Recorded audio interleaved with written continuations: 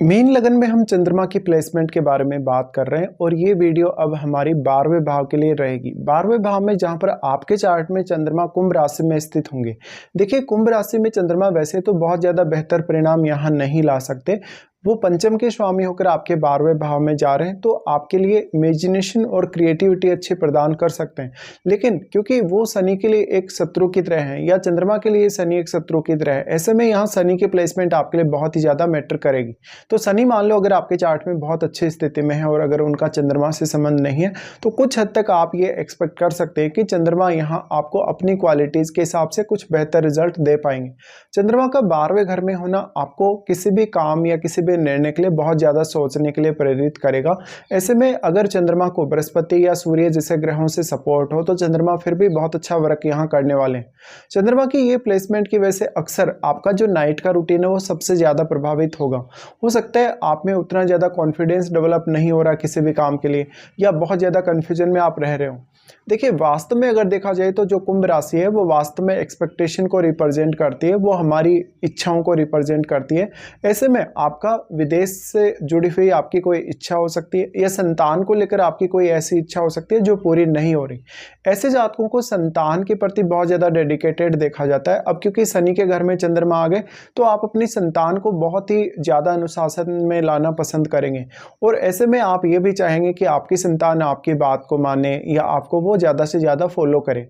चंद्रमा आपकी माताजी को रिप्रेजेंट करते हैं, तो चंद्रमा यहाँ अगर बैडली प्लेस्ड है तो ये आपकी माताजी की सेहत के लिए अच्छा नहीं है। साथ में आपको अपनी फैमिली पर भी काफ़ी खर्चे करने पड़ेंगे। अगर चंद्रमा यहाँ बैडली प्लेस्ड है तो निश्चित तौर पे आपके खर्चे नहीं रुकने वाले। आपको अर्निंग्स में कहीं ना कहीं उतना ज़्यादा भले ही बेनिफिट हो या ना हो, या लगातार आपकी इनकम होती रहे या नहीं होती रहे, लेकिन फिर भी आपके जो खर्चों का जो डिसीजन होगा आपका, वो कुछ इस प्रकार से होगा कि आप ज़्यादा सेविंग नहीं कर सकेंगे।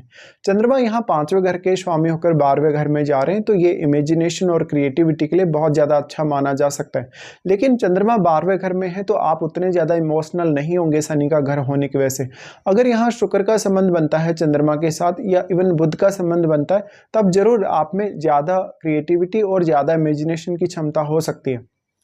तो कोई भी प्लैनेट जो चंद्रमा पर अपना प्रभाव डाल रहा है, आपको उस प्लैनेट को अवश्य देखना होगा, क्योंकि उसी प्रकार के आपके विचार और उसी प्रकार की आपकी मानसिक प्रवृत्ति बन जाएगी। अब क्योंकि चंद्रमा 5वें घर के स्वामी होकर 12वें घर में जा रहे हैं, तो आपकी संतान का डायरेक्टली या इनडायरेक्टली 12वें भाव से या फॉरेन से कोई ना कोई संबंध हो सकता है। अब इस प्रकार की स्थिति में देखा जाए तो आप बहुत सारी 5th हाउस को लेके ऐसी फीलिंग्स रखेंगे जो आप लोगों के सामने नहीं लाना चाहते, या जिनको आप काफ़ी गुप्त रखना चाहते हैं। ऐसा चंद्रमा आपको बहुत ही ज़्यादा हार्डवर्किंग बनाएगा सोचने समझने, विचार करने या डिसीजन लेने के मामले में। चंद्रमा यहाँ से आपके 6th हाउस को एस्पेक्ट कर रहे हैं, और 6th हाउस से वो इनके मित्र सूर्य का ही घर है।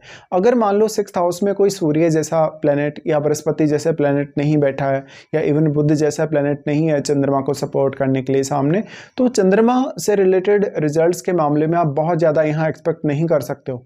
अब यहाँ पे सबसे ज़्यादा आपके लिए डिपेंड करेगा कि चंद्रमा के साथ यहाँ कौन सा प्लेनेट आपके 12वें भाव में स्थित है। कोई भी प्लेनेट जो चंद्रमा के साथ स्थित होगा वो अपना काफ़ी स्ट्रॉन्ग प्रभाव डालेगा, और जो ग्रह यहाँ दृष्टि डालेगा चंद्रमा पर वो भी अपना काफ़ी स्ट्रॉन्ग प्रभाव डालेगा, क्योंकि चंद्रमा एक बहुत ज़्यादा सॉफ्ट ग्रह है। ऐसे में चंद्रमा जैसे ग्रह पर अगर कोई भी ग्रह अपनी दृष्टि भी अगर डाल रहा है, तो वो ग्रह भी काफ़ी ज़्यादा स्ट्रॉन्ग प्रभाव डाल पाएगा। जबकि अगर हम देखा जाए वैसे तो कोई भी प्लैनेट जो 2 ग्रह अगर कंजक्शन में होते हैं, तभी हम कंजक्शन का ही सबसे ज़्यादा प्रभाव मानते हैं।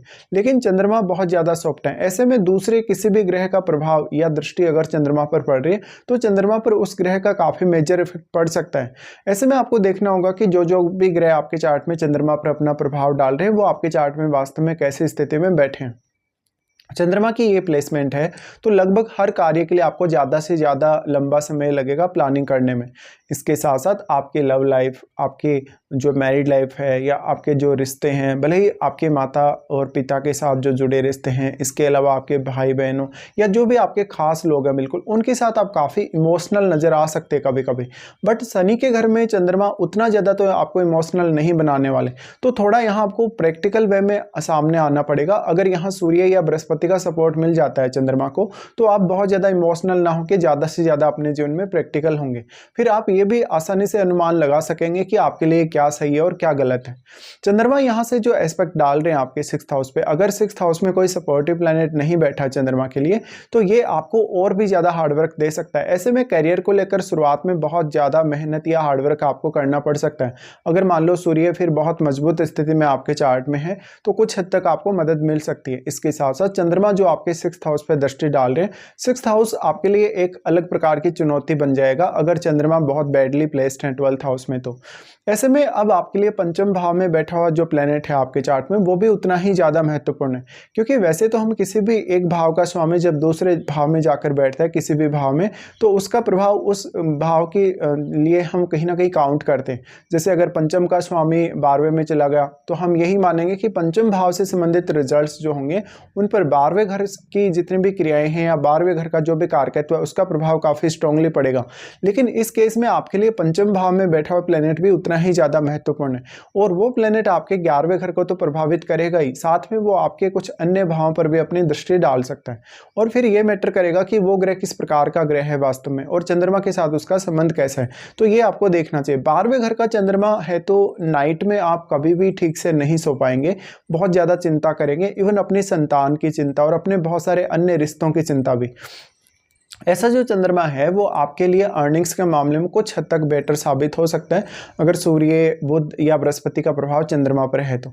इसके साथ साथ आपको अपनी महादशा पर भी विचार करना होगा, वास्तव में आपको कौन से ग्रह की महादशा है, क्योंकि अगर आपको चंद्रमा की महादशा होगी तो ये सारे के सारे रिजल्ट्स काफ़ी स्ट्रांगली आपके सामने आएंगे। बट अगर मान लो आपको चंद्रमा की महादशा नहीं है तो ऐसा हो सकता है कि चंद्रमा पर जो भी ग्रह यहाँ अपना प्रभाव डाल रहे हैं आपको उनकी महादशा हो सकती है और उस दशा के दौरान भी आपको चंद्रमा से संबंधित जो प्रभाव है वो सामने आएंगे।